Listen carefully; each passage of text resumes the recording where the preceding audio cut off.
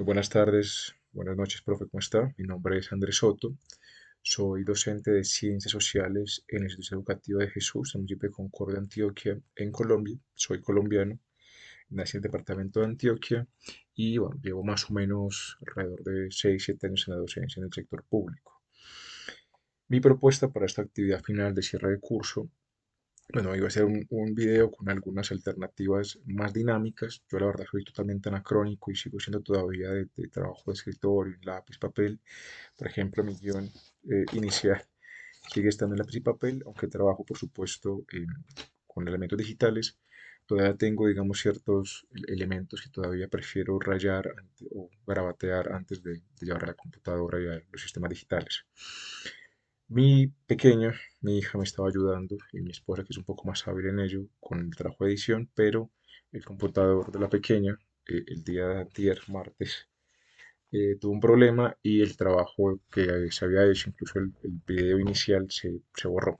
Todo este preámbulo, pues porque este video va a ser muy sencillo, eh, porque el tiempo así lo amerita, entonces sé que va a ser muy plano, pero trataré de ser lo más fiel a lo que comprendí en las lecturas que hice, se explicó sobre la mediación. ¿De acuerdo? Bueno, qué pena el preámbulo tan extenso, pero quiero ser sincero y realmente, de un lado, reconocer que, que soy muy anacrónico, que me estaban apoyando, que hubo un problema técnico y que procuré este video corto acá en mi pequeño estudio, pues dar cuenta de lo que aprendí. Bueno, dicho eso, considerando la actividad, yo formulé entonces uno de los temas que estoy trabajando. Yo trabajo con los grados noveno, décimo y once, y trabajé con noveno. Entonces propuse este trabajo de reflexión final sobre qué es la mediación, cómo se aplica, para qué sirven los criterios de mediación. Lo planteé alrededor de este periodo académico. Estoy trabajando con noveno el tema de las guerras mundiales y sobre todo la Guerra Fría, concentrándome en el poder duro y en el poder blando, señalando que hay un poder duro, que es el militar, el armamentístico, y un poder blando asociado al poder cultural, los medios y el trabajo, digamos, en el plano de la conciencia colectiva de los ciudadanos.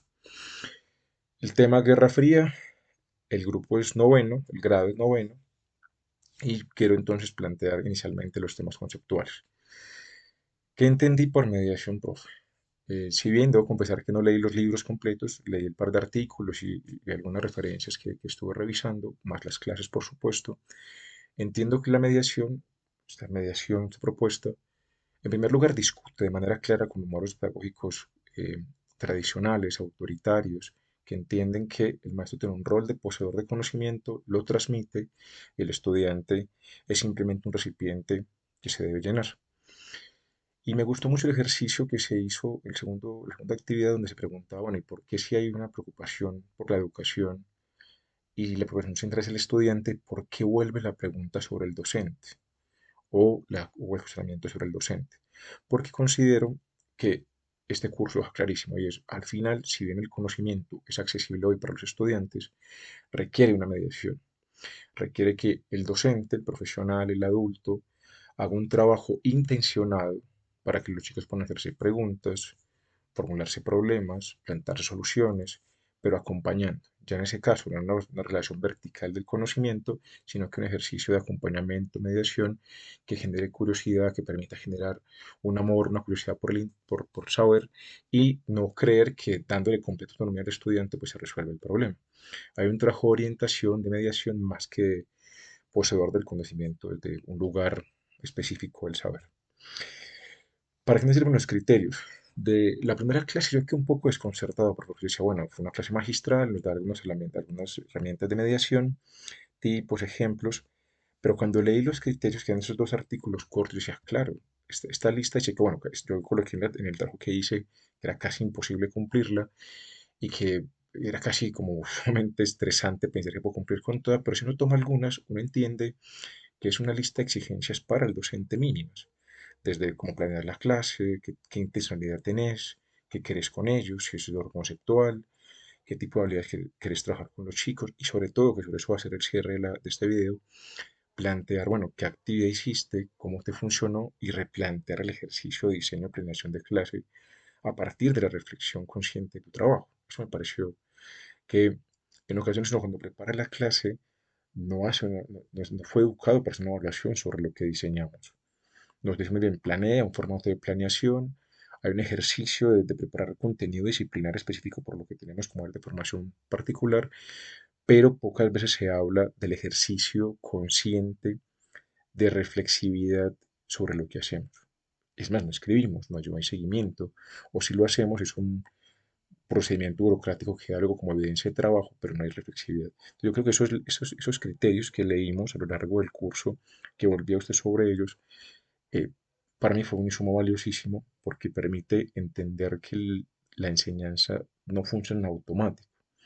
Nos obliga a ser conscientes de lo que hacemos, por un lado, lo subrayo, y además entender que el estudiante tenemos que estar permanentemente preguntando sobre qué hacemos alrededor del estudiante para que se entienda que se está acompañando. Bueno, eso como la parte conceptual inicial de la actividad. Sobre cómo se aplicarían los 4 ejercicios que nos piden, bueno, yo planteo lo siguiente. Lo primero es el diagnóstico. De esos criterios creo que hay un diagnóstico. Para mis estudiantes, y creo que hay unos elementos que uno podría considerar constantes en estudiantes entre los 13 y 14 años a nivel departamental, no me atrevo a extender a nivel nacional, y sobre todo en los casos urbanos, yo creo que en el tema rural, resguardos, territoriales negras es diferente, pero a nivel de lo semirural, que es donde yo me encuentro, en los territorios periféricos del casco urbano del municipio periférico del departamento de Antioquia, hay varias dificultades. La primera en humanidades es el ejercicio de comprensión lectora. Se cree que sociales es un ejercicio de memorización de fechas o datos, pero no establecen relaciones, causalidades, multicausalidades alrededor de esos datos. Simplemente se obtienen como cultura general, pero no un ejercicio de entrelazamiento y, por supuesto, intencionalidad explicativa. Simplemente se tienen ahí como datos. Se cree que eso es las humanidades, ¿cierto? Una capital, un año, un hecho, pero no hay conexión entre ellos. Es una dificultad que se tiene. La otra es que se supone que se puede explicar la historia a partir de una única causa, cualquiera sea, ¿cierto? La maldad, el interés particular en el dinero, el egoísmo, pero en ocasiones se desvía la posibilidad de explicaciones multicausales, se le considera imposible, ¿cierto? Como que si hubiese una especie de dirección de la historia movilizada solo por una causa general. Tres, que es como un asunto que se repite con frecuencia también, tiene que ver con considerar que aparentemente hay una desconexión entre la actividad humana y lo territorial. Entonces, la actividad humana se da en un espacio cualquiera, pero no se piensa el espacio. Y ahí es elementos de trabajar geografía, cartografía, mapas, porque entonces la actividad humana se desarrolla sobre un territorio específico y ese territorio recibe un significado. Y por último, una dificultad que se encuentra esa relación entre global y local. Que entonces cuando uno trabaja Guerra Fría, uno dice, bueno, eso pasa ya en la Unión Soviética, pasa en Estados Unidos, en Euroasia, pero América Latina no nos tocó. Y este tema permite pensar esa relación local-global desde una perspectiva muy interesante, práctica, y creo que por muchos momentos es en el conocimiento del estudiantado del grado noveno, en este sector que especificó al comienzo de la intervención, no se tiene en cuenta. Es una deficiencia también explicativa. Bueno, dicho ese diagnóstico muy rápido, dificultades en el comprensión lector, una desconexión entre lo local, monocausas y tendencia lineal de la historia, no multicausalidad, y además considerar esa desconexión entre la acción humana y el territorio significado como elementos comunes, entonces planteo 4 actividades en función de lo que planteamos como las formas de mediación pedagógica. La primera que considero importante es la pregunta de orden causal, ¿cierto? Explicativa. ¿Por qué razón quedó el mundo dividido en dos? Ahí, digamos que solía ser, ahora que miro este curso, es pensaba una clase magistral. Dice, bueno, vamos a hacer una clase magistral explicando lo que ocurrió durante las guerras mundiales, el antecedente de las potencias europeas, las potencias asiáticas, su declive a partir de lo que fue la destrucción de los imperios europeos, de lo que quedaba de ellos, el declive de Reino Unido, de Gran Bretaña, su disolución y luego la emergencia de las grandes potencias. Lo que planteo aquí en un ejercicio de pensarse el problema multicausal es exponer las particularidades muy rápido en una clase muy corta de las dos potencias, pero que elaboren hipótesis sobre por qué razón dos países que estaban por fuera del mapa político como potencias centrales del orden mundial reaparecen. Entonces el ejercicio sería el primero, generar hipótesis alrededor de la emergencia de nuevas potencias y por qué se genera entonces esta rivalidad después de la Segunda Guerra Mundial. Esta hipótesis entonces va a generar unas habilidades de a partir de los datos que entregué, de relacionar datos, tratar de entender por qué sucede, qué relación de datos hacen, si encuentran solo una causa, múltiples causas. Yo daría una serie de elementos que luego ellos de manera creativa van a enlazar y van a establecer hipótesis. El segundo ejercicio que considero prudente en esta forma, digamos, de romper con la forma tradicional de enseñanza, que yo siento ahí, insisto en que de fondo lo que tiene la propuesta de mediación pedagógica es una ruptura con cierto modelo de enseñanza, ¿cierto? Es lo que me queda claro para mí en el curso, que si no lo pensamos, no se entiende bien lo que se nos dio a lo largo del curso. Lo segundo que quiero plantear entonces es un dilema geopolítico. Ese dilema geopolítico, la propuesta es que ellos asuman dentro de esos países que fueron independizándose en el marco de la Guerra Fría, y a medida que las potencias generaban guerras proxy o guerras en la periferia de sus territorios, que ellos se pensaran, bueno, si yo fuera uno de esos países pequeños, recientemente obtengo la soberanía nacional, la independencia, autonomía, pero tengo debilidades políticas, militares, monetarias, y tengo dos potencias que dicen, pues yo puedo ser su aliado, pero a cambio de eso adopto un modelo económico, un modelo social, y en caso de alguna agresión, pues estará a favor de mí, sea Estados Unidos o Unión Soviética. Entonces, la idea sería que con esos datos iniciales que también se entregaron de ese momento histórico específico, ellos asuman ese rol de país pequeño que recibe soberanía reciente y con cuál de las dos potencias tomaría partido.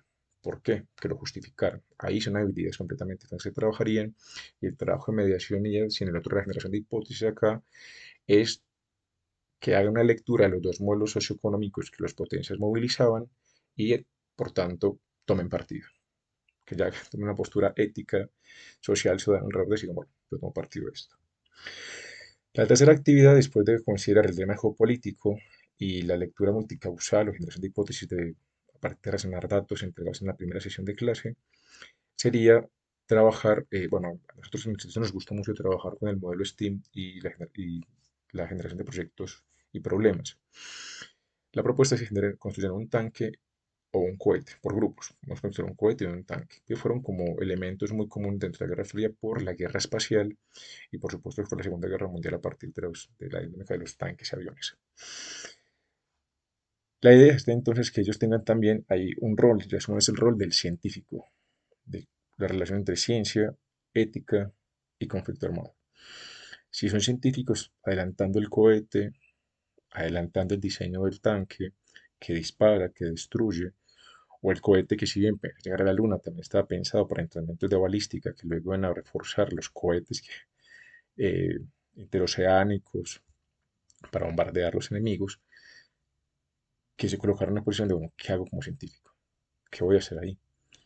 De qué lado estaría? Y si no tomo partido, como algunos científicos lo hicieron, yo también expondría, les entregaría una serie de fichas con científicos que fueron, bueno, los más conocidos, Oppenheimer, Einstein, el mismo, ya de la bomba de hidrógeno, Andreas Sloan, que tomaran estos referentes y dicen, bueno, ¿qué vas a hacer con eso? Pues es uno de esos científicos, en esta situación problema, tiene dos potencias en guerra, tiene la amenaza nuclear y vos puedes aportar científicamente a resolverlo o potenciar el conflicto. Pero yo les doy la información, ellos van a generar esa problemática y luego plantear alternativas éticas y políticas a esa situación a partir de la elaboración a pequeña escala del cohete del tanque. Y por último, la idea es conectar ese trabajo con la realidad actual, aprovechar lo de la guerra espacial que está generando hoy, obviamente por razones diferentes, ya entre tres potencias, el caso de China, Rusia y Estados Unidos. Hoy, por ejemplo, pues, muy recientemente, hace unas 3 semanas, solo hablamos de la misión Artemis 2 a la Luna, en ese sobrevuelo que hizo. Entonces, la idea sería conectarse y preguntarnos si se puede hacer una extrapolación de la realidad político-económica de la guerra espacial que se vivió durante la Guerra Fría al momento actual. Y quiero hacer énfasis en ese caso sobre la propaganda que puede vehiculizar la guerra espacial, porque no solo era decir somos los mejores en la ciencia, detrás de eso había una forma clara política de decir nuestra nación es la mejor, nuestro país es el mejor porque podemos hacer los mejores cohetes y podemos llevar un hombre a la Luna, podemos llevar un hombre a Marte, un hombre o una nave a Venus, Entonces, esa es la pregunta. Y quiero mezclarlo entonces con la reflexión sobre la actualidad y el tema del cine y la televisión con los superhéroes y los cómics que se hicieron después de la Segunda Guerra Mundial. Superman, Mujer Maravilla, que surgen durante la Segunda Guerra Mundial, pero que luego se extienden del enemigo nazi al enemigo comunista durante la Guerra Fría y el tema de espías. Pero la apuesta ahí entonces es que ellos, además de tomar, como en el rol anterior, una postura como país recientemente independizado o como científico, ahora es que analicen, que es un asunto importante, es un programa aparentemente científico y una guerra espacial hoy, al extrapolarla con una realidad de la Guerra Fría, pueden estar ahí vehiculizándose valores, como pasaba también con las caricaturas que vehiculizaban valores, patriotismo, civismo, justicia, libertad individual, o por contra los valores más colectivistas con la Unión Soviética. Y aunque es un mensaje neutral, realmente ahí sí hay una lectura de político, ética, filosófica que está de fondo. Esa es como la apuesta final. Bueno, yo estoy en ese ejercicio de rediseño. Yo voy a compartir la presentación que estaba diseñando, profe. Estaba ajustando cosas. Yo vengo de una tradición magistral en la universidad en la que me formé, en la Universidad de Antioquia. El docente podía hablar durante 3 horas, tener la capacidad de generar interés en uno por 3 horas. Y para mí ha sido muy difícil, yo lo confieso, romper con esa tradición. Así que yo quisiera en este cierre del video, que ha sido muy plano, porque lo lamento, pero era parte del ejercicio, eh, es reflexionar, voy a mirar cómo funcionan estas estrategias que estoy pensando de mediación deliberada, consciente, pensada, y reorganizar el material a medida que vaya encontrando los efectos en este proceso ya entendiendo la mediación, bueno, pues intencionado, pensado, de acompañar y no como esa visión la que he formado del docente que tiene un conocimiento disciplinar que debe transmitir para formar interés en las humanidades.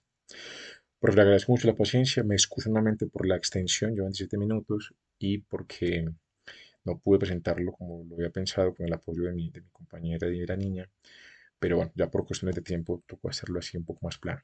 Cualquier sugerencia, comentario a la estrategia de clase, insisto, aparte de la presentación, yo quedo atento y le agradezco muchísimo su comprensión, su atención y recomendaciones. Un fuerte abrazo, que esté muy bien, profe.